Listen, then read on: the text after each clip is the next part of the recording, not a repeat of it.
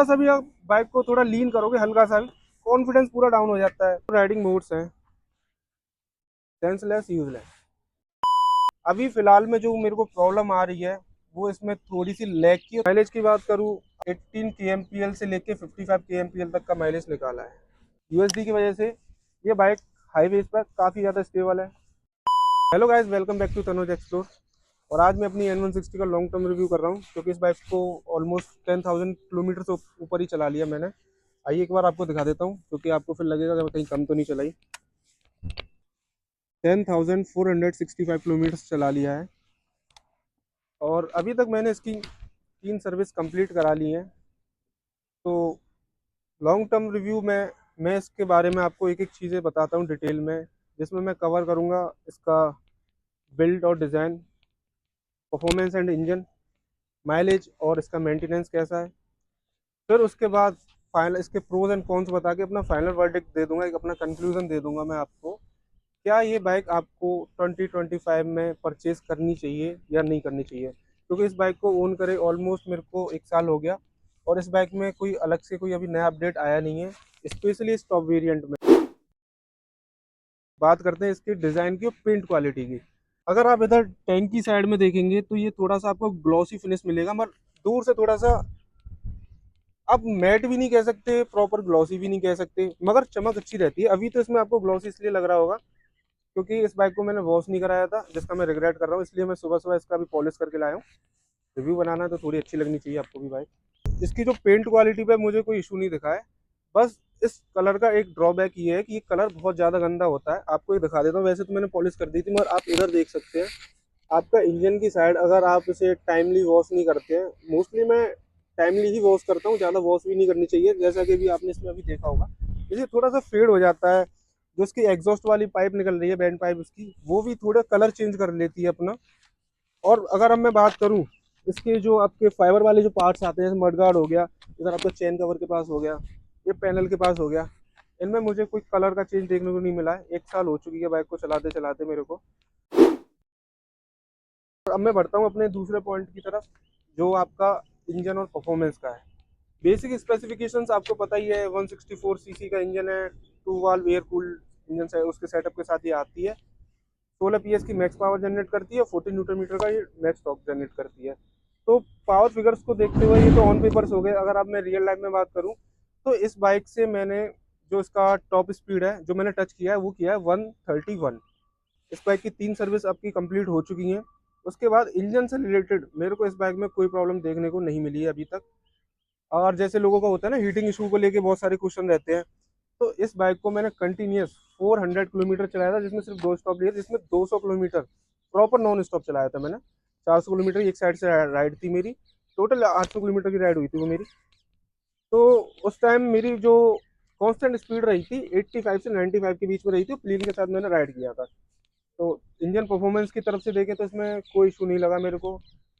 अगर आप हीटिंग की बात करें तो हीटिंग तो देखो हर बाइक में होती है नॉर्मली। अगर आप हायर आरपीएस में कोई भी बाइक चलाते हैं तो वो थोड़ा हीट करती है, मगर वो परफॉर्मेंस पे कोई भी ड्रॉप देखने को नहीं मिला था मेरे को। जैसे ड्रॉप इन द सेंस मैं आपको बताऊं, जैसे इंजन थोड़ा ज़्यादा हीट हो जाता है तो उसके बाद इंजन की आवाज़ चेंज हो जाती है और स्मूथनेस उसमें से चली जाती है। बट इस पर्टिकुलर इस बाइक के केस में एयर कूल्ड होने के साथ भी इसमें ना तो कोई पावर ड्रॉप हुई, ना रिफाइनमेंट का कोई लॉस हुआ। गाड़ी दोबारा जैसे मैंने 5 मिनट 10 मिनट का स्टॉप लिया तो उसके बाद मैंने कंटिन्यू किया तो स्मूथ चल रही थी। वैसे तो इस इंजन में कोई प्रॉब्लम आती नहीं है, हीटिंग इशू ऐसे कोई है नहीं है खास। बाकी टाइमली और मैं इसे टेस्ट करूंगा तब बताता हूँ आपको कैसे इसके रहने वाले हैं। एक्सीलरेशन की बात करें परफॉर्मेंस में, तो एक्सीलरेशन इसका 9.5 या 9 सेकंड के अंदर ही 0 to 100 अपना कंप्लीट कर लेती है, अचीव कर लेती है। एक्सीलरेशन अच्छा है। हर गियर का जो टॉप आरपीएम में जाके जो स्पीड अचीव करती है वो भी काफ़ी अच्छी है। अगर उससे अलग बात करूँ प्रॉब्लम क्या फेस करने को मिल रही है, क्योंकि आपका मेन क्वेश्चन यही रहता है जो आप देख रहे हैं इसमें। अभी फिलहाल में जो मेरे को प्रॉब्लम आ रही है वो इसमें थोड़ी सी लैग की और थोड़ी सी मिसिंग की आ रही है, वो भी सिर्फ इस वजह से क्योंकि इसकी थ्रॉटल बॉडी अभी मैंने क्लीन नहीं कराई। लेटेस्ट में शायद कल कल ही मैं गया था वर्कशॉप, तो वहाँ के जो बजाज के मैनेजर थे उनसे मेरी बात हुई, उन्होंने मेरे को बताया कि जब से E20 20% जो एथेनॉल की ब्लेंडिंग पेट्रोल में हो रही है उस वजह से बाइक्स में प्रॉब्लम आ रही है। और कंपनी ने सीधी सीधी ये गाइडलाइंस उनको डिलीवर कर दी है कि आप जितनी भी बाइक आती हैं आपके पास टाइमली उनकी आप थ्रॉटल बॉडी को क्लीन कराइए, जिसका थोड़ा एक्स्ट्रा चार्ज आता है। आई थिंक इस बाइक का 450 आ रहा है। अलग अलग वर्कशॉप का अलग होगा, वो मैं कह नहीं सकता, मैं आगरा का आपको चार्ज बता रहा हूँ। ये मैं इसकी टोटल बॉडी क्लीन कराऊंगा, उसके बाद दोबारा एक पूरी वीडियो डाल दूंगा जिससे कि आप टाइमली इसे करा लें। परफॉर्मेंस को लेकर और कोई बात करूँ तो ऐसी कुछ है नहीं है, ड्रॉबैक इस इंजन का कोई नहीं है। रिफाइनमेंट टॉप नॉच है, वाइब्रेशन इसमें कोई देखने को नहीं मिलते। हैंडल बार पर 120 130 पे भी आते हो, तो फुट पैक्स पे थोड़े से आते हैं। रिफाइनमेंट पूरी अच्छी है। एक बाइक को अच्छी से मेंटेन करने के लिए सबसे ज़्यादा ज़रूरी होता है उसका इंजन ऑयल। तो मैं रिकमेंड करूँगा कि इसमें फुल सिंथेटिक ऑयल डलवाया जाए। अभी तक तो वैसे मैंने भी नहीं डलाया, वो परचेज़ कर लिया, उसकी मैं अलग से वीडियो डालूंगा। और एयर फिल्टर, वैसे तो कंपनी कहती है कि 10,000 किलोमीटर इनका एयर फिल्टर चल जाता है, मगर मैंने इस बाइक में खुद मैंने टेस्ट किया कि 5000 किलोमीटर भी अगर इसे चलाते हो तो एक साइड से पूरा चौक हो जाता है। तो हर सर्विस पे आप अपना एयर फिल्टर भी चेंज करा लीजिए तो ज़्यादा बेटर रहता है। 300 से 400 किलोमीटर में अपनी चेन लीव करनी है। चेन क्लीनर से कभी क्लीन नहीं करनी, वो आपको सिर्फ और सिर्फ डीजल से कर लीजिए या फिर सीधा वॉश कर दीजिए प्रेशर से, उसके बाद लीव कर दीजिए। तो माइलेज की बात करूँ, आपको सिंपल सा सीधा बता दूँ, इस बाइक में मैंने 18 kmpl से लेके 55 kmpl तक का माइलेज निकाला है। और आप ऑन एन एवरेज इसे लेके जाएंगे तो 38 to 40 आपको आपका माइलेज बाइक में कहीं नहीं किया। आप सिटी में राइड करिए, हाईवे में राइड करिए, दोनों जगह राइड करके फिगर्स दे दूँ स्पीड के। 70 to 80 पे आप क्रूज करते हैं, सिटी में भी चलाते हैं, पैनिक ब्रेकिंग और ज़्यादा शिफ्टिंग नहीं होती ऊपर नीचे की, तो ईजिली 45+ का दे देती है। आप बहुत रश करते हैं, रफली चलाते हैं एकदम खींचते हुए मेरी तरह, तो 35 to 40 के बीच में। मुझे तो अभी शायद 32 का मिल रहा है इसमें। माइलेज का ऐसा, इसका मैं प्रॉपर एक टेस्ट वाली वीडियो निकालूंगा जो आने वाले टाइम में इसे टेस्ट करूंगा प्रॉपर 2 तरीक़ों से, एक इसकी मीटर से और इसका एक टैंक का फ्यूल अप करके पूरा ऊपर तक 2 तरीक़ों से इसका माइलेज टेस्ट करूंगा। मेंटेनेंस को लेकर बात करूँ, इसके जो पार्ट्स की रिप्लेसमेंट होती है, जैसे कि आपको कभी, वैसे तो मैं कहूँ ना प्रॉब्लम फेस करने को मिले, अगर कोई प्रॉब्लम इसके पार्ट को लेके रिप्लेसमेंट को आ जाती है आपको, तो जो बजाज वाले होते हैं आपका कहीं ना कहीं इसमें कमी निकालेंगे आपकी वारंटी को लेके। वो आपको आपकी वारंटी को क्लेम करने ही नहीं देंगे, कुछ ना कुछ लगा के आप खुद कर लाए या वो कर लाए। वैसे तो इसके जितने भी पार्ट्स हैं, अगर कोई खराब भी होता है, कोई इशू आता है, तो इजीली रिप्लेस हो जाता है। मैंने बाइक की परचेज करी थी, कंपनी से एक प्रॉब्लम आई थी मेरे साथ इसमें। जो इंजन का हेड है उसमें गैस किट होती है, इंजन के हेड पे वो गैस किट कवर होता है। मेनली वो वर्क करता है कि आपका जो इंजन ऑयल है ज़्यादा हीटअप हो जाता है, उसे बाहर नहीं आने देता। वो चूहों की वजह से कटा हुआ निकल के आया था बाई डिफॉल्ट जब ये मैन्युफैक्चर हुई थी बाइक। तो बात 40-50 रुपए की नहीं थी, वो मेरे ख्याल से 45 से 50 का मेरा डला था इसमें। बट वो भी उनके लिए उन्होंने कोई वारंटी का नहीं कहा। मैंने तो ये कि भाई मैंने 2 दिन पहले परचेज करी है अपनी बाइक, फिर भी आप इसका चार्ज कर रहे हो। तो उन्होंने कहा कि ये रनिंग पार्ट है, इसका कुछ नहीं। मैंने कहा मैं खुद थोड़ी करके लाऊं, तो आपका मैन्युफैक्चरिंग डिफेक्ट है। जो शोरूम वाले हैं, जो आप मैनेजर थे, उनको उन्होंने खुद बताया कि वहीं से ये प्रॉब्लम आई है, आपकी खुद ही दिक्कत नहीं है। फिर भी तो थोड़ा सा पार्ट्स के रिप्लेसमेंट को लेके आप वारंटी क्लेम करते हैं, तो बजाज का नहीं लगा मेरे को, बिहेवियर अच्छा नहीं लगा इस चीज़ को लेके। कंफर्ट की बात करते हैं सबसे पहले इस बाइक को लेके। जो इसके सस्पेंशन है, यूएसडी की वजह से ये बाइक हाईवेज पर काफ़ी ज़्यादा स्टेबल है। आप इसे पॉट होल्स में होकर निकालते हैं, सडन गड्ढे आ जाते हैं, ब्रेकर आ जाते हैं, तो बाइक ये डिसबैलेंस नहीं होती। रियर सस्पेंशन थोड़ा स्टिफ है, जिसकी वजह से थोड़ा सा पीछे से टची होती है ना, थोड़ी सी झटका होता है, वो थोड़ा एक्स्ट्रा लगता है। अगर आप इसे सोलो राइड कर रहे हैं तो आगे की सीट कंफर्टेबल है, प्लेन के साथ राइड कर रहे हैं थोड़ा लॉन्ग भी, तो ये कंफर्टेबल नहीं है। मैं आपको ये सजेस्ट नहीं करूंगा आप प्लेन, किसी प्लेन के साथ किसी लॉन्ग राइड पे जाएं। तो गाइस, अभी अगर मैं इसकी आपको ब्रेकिंग के बारे में बताऊं, तो इसमें आपको ग्रेमिका की तरफ से ब्रेक कैलिपर्स देखने को मिलते हैं, फ्रंट में भी और रियर में भी। डुअल चैनल एबीएस के साथ आती है, फ्रंट में 320 mm की डिस्क है और रियर में आपकी 240 mm की। सडन ब्रेकिंग करते हैं अगर हायर स्पीड्स में 80 to 90 पे और 100 भी अबव होते हैं, तो इस बाइक की जो ब्रेकिंग है, उसकी जो बाइट है भाई, नेक्स्ट लेवल। इस सेगमेंट में क्या आप 200 सीसी सेगमेंट में भी आप जाते हैं तो इससे अच्छी ब्रेकिंग कोई सी भी बाइक प्रोवाइड नहीं करती। इवन इसकी खुद की पल्सर सीरीज में और भी आती है, एनएस सीरीज, उनसे ज़्यादा बेटर है इसकी ब्रेकिंग। फीचर्स की बात करूँ तो इसमें आपको 3 राइडिंग मोड मिल जाते हैं, रेन, रोड, ऑफ रोड। इसमें आपको 3 मोड मिलते हैं। डबल टैप करके इस टॉगल बटन से आप इसे स्विच कर सकते हैं। अभी रेन में आ गई, डबल टैप करो, ऑफ रोड में आ गई, एंड थोड़ा सा डिले लेगी लास्ट में आके, एंड बैक टू रोड। तो इसके जो राइडिंग मोड्स हैं, सेंसलेस, यूजलेस, कोई यूज़ नहीं है। रेन में चलाओ, रोड में चलाओ, ऑफ रोड में चलाओ, एक ही चीज़ होती है। बस आप ऑफ रोड में चलाएंगे 20-30 की स्पीड से ऊपर जाएंगे तो ऑफ रोड हट के अपने आप रेन मोड में स्विच हो जाता है। ये जो मोड्स हैं ये परफॉर्मेंस मोड्स नहीं है, ये आपके एबीएस मोड्स हैं। बाकी और फीचर्स की मैं आपसे बात करूं, डिजिटली टैकोमीटर, आरपीएम मीटर जो होता है, फ्यूल इंडिकेटर, एक्यूरेसी, हाँ मैं यही पॉइंट याद करने की कोशिश कर रहा था ये बताते बताते। पहले नॉन डिजिटल और सेमी डिजिटल बाइक आती थी बजाज की, स्पीडोमीटर था उसमें एरर था, जो एक्चुअल स्पीड होती थी उससे 4, 5 से 6 किलोमीटर एक्स्ट्रा ही दिखाता था। बट जब से ये डिजिटल मीटर इस बजाज में आया है, मैंने कंपेयर कर लिया आपका टीवीएस से, यामाहा से, केटीएम से, तीनों से कंपेयर कर लिया। जीपीएस मेरे पास है नहीं तो उससे मैं कर नहीं पाया। तो एक्यूरेसी आपको पता है, यामाहा की भी एरर है उसमें भी, आपका अपाचे में भी एरर है, बट केटीएम का एकदम एक्यूरेट स्पीड होती है। उससे मैंने साइड बाय साइड चलाई थी, सेम आरपीएम थे, सेम गियर था, तो एकदम एक्यूरेट इसने स्पीड निकाल की थी। इसमें कोई मीटर का एरर नहीं है। मे भी हो सकता है आपने कभी वीडियोस देखी होंगी एरर वाली, तो वो डिपेंड करता है एक्सीलरेशन पे। आप जैसे एक्सीलरेशन कर रहे होते हैं बाइक का, किसी गियर में आरपीएम से स्पीड बढ़ा के ले आ रहे कंटिन्यूसली, तो उसे आप जीपीएस से कंपेयर करेंगे तो उस स्पीड को स्टेबल होने में थोड़ा टाइम लगता है। आप कॉन्स्टेंट 100 चलाइए, जीपीएस जब 100 पे पहुंच जाएगा तो आपको एक्यूरेसी अपने आप पता चल जाएगी। ये टेस्टिंग के लिए मैंने आपको बता दिया कि आपके दिमाग में थॉट रहता हो कि नहीं, हमने तो वीडियोस देखी है बहुत सारी। मुझे लगता है अगर अभी तक आप सारी मेरी पूरी वीडियो देखते हुए आए होंगे तो मैंने एक एक चीज़ साथ में कवर कर ली है वैसे तो। बट प्रोज की बात करूँ जो इसमें है वो सब अच्छी है। ओवरऑल ये बाइक बहुत ही ज़्यादा अच्छी है।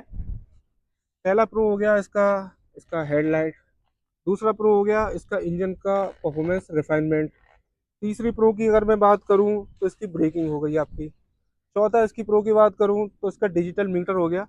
देखने में भले ही थोड़ा अजीब लगे, थोड़ा ऑकवर्ड लगे, क्योंकि आदत हो गई उसकी निडल वाली उसके मीटर की, उस वजह से थोड़ा अलग लगता है। बाकी एक्यूरेसी पूरी प्रोवाइड करता है ये कुछ प्रोज थे जो मेनली होते हैं। उससे अलग इसके पार्ट्स के बारे में बात करूँ वो भी प्रोज में ही आ जाएंगे। सस्पेंशन से रिलेटेड मुझे कोई प्रॉब्लम नहीं हुई, ब्रेकिंग से रिलेटेड कोई प्रॉब्लम नहीं हुई मेरे को। इसके जो भी पार्ट्स हैं, पैनल हैं, ये वाले पैनल हैं, पीछे की आपकी टेल लाइट है, ना इनमें कोई नॉकिंग साउंड आया, ना कोई वाइब्रेशन आया अभी तक, कोई दिक्कत नहीं हुई। प्यार से चलाओगे अच्छी चलती हैं। तो ये प्रोज हो गए जो कि एक बार में ख़त्म कर दिया। अब मैं कौन सा आपको बना देता हूँ जो आपको जानने की सही में ज़रूरत है, जिसके लिए आप ये वीडियो देख रहे हैं। तो पहला इसका कौन सबसे मेन जो है वो है इसका सीट कंफर्ट। भाई आप अकेले राइड कर रहे हैं, आप यहाँ बैठ के चलाओगे, थोड़ी ब्रेकिंग करोगे, आप यहाँ आ जाओगे, फिर आप पीछे आओगे, फिर आगे हो जाओगे। थोड़ा स्ट्रक्चर का फ़र्क है इसमें।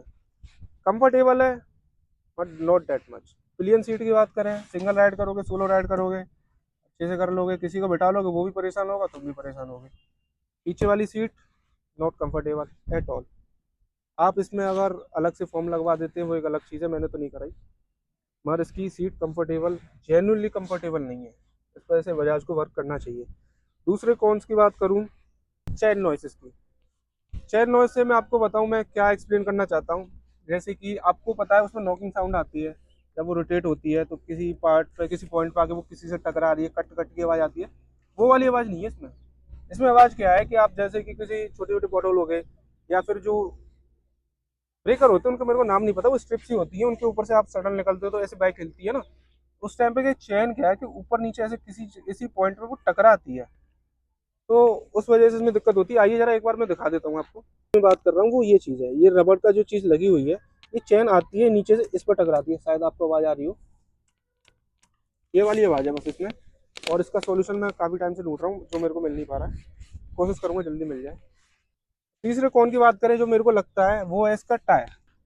तो कंपनी प्रोवाइड करती है वो दो टायर प्रोवाइड करती है, एक तो टीवीएस का यूरो ग्रिप और आपका एमआरएफ का जेपराइज, इसमें मेरी बाइक में है। ये दोनों टायर इतने रद्दड़ है भाई, आप थोड़ी हायर स्पीड पे हो, थोड़ा सा भी आप बाइक को थोड़ा लीन करोगे, हल्का सा भी, कॉन्फिडेंस पूरा डाउन हो जाता है। कभी कभी स्पीड पे चलते हुए हल्का सा कट मारो तब दिक्कत। तो मैं तो ये रिकमेंड करूंगा, अभी तो इसका तो कोई सॉल्यूशन है नहीं, आप बजाज से जो मिल रहा है वो तो लेना पड़ेगा। अभी तो मैं भी चला रहा हूँ, कुछ टाइम बाद अपग्रेड करूंगा, अपोलो वगैरह पे अब थोड़ी रिसर्च करूंगा। ये तीन कॉन्स के अलावा हॉनेस्टली मैं आपको बता रहा हूँ, मुझे मेरी गाड़ी में और कोई दिक्कत देखने को नहीं मिली है। ना ये वीडियो स्पॉन्सर्ड है, ना प्रमोशन है किसी का, मैं N160 का कोई प्रमोशन नहीं कर रहा हूँ गाइस। ये मैं इसे ओन करता हूँ, मैं आपको एक हॉनेस्ट रिव्यू दे रहा हूँ। 10,000 किलोमीटर के अंदर मुझे इसमें क्या दिक्कत देखने को मिली, क्या इसकी अच्छी है क्वालिटीज़ है, सारी चीज़ें मैंने कवर करी हैं प्रॉपर तरीके से। तो जेन्युइनली इन तीन के अलावा मुझे इस गाड़ी में अभी तक कोई दिक्कत देखने को नहीं मिली है, कोई फेस नहीं करना पड़ा, कोई इशू मेरे को अभी। अब बढ़ते हैं अपने फाइनल वर्डिक्ट की तरफ, अपना कंक्लूजन भाई। इस बाइक को आपको लेना चाहिए या लेना नहीं चाहिए 2025 में? और आपकी प्रायोरिटी एक stylish good looking bike, performance oriented, city के मतलब से है, और हाईवे के टूर हैं मगर इतने ज़्यादा नहीं है, वो मैं टेस्ट करूँगा। तो आपके लिए N160 से ज़्यादा बेस्ट कोई बाइक नहीं होने वाली 160 सीसी सेगमेंट में। मैंने इसका एक परफॉर्मेंस टेस्ट किया था जिसकी वीडियो मैंने अपने चैनल पर अपलोड कर रखी है, आप एक बार देख लीजिए। पूरी बात अगर आप ध्यान से सुनते हुए आए होंगे तो आपको ये देखने को मिला होगा कि इस बाइक में ऐसी कोई मेजर प्रॉब्लम नहीं है जिस वजह से कोई बंदा इसे कंसिडर ना करे।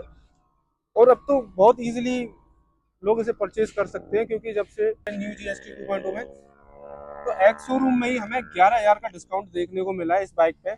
अब ये bike USD model top variant, Delhi की और आगरा की बात करूं तो ये ऑन रोड ये बाइक 1,50,000 के समथिंग ही आ रही है अभी।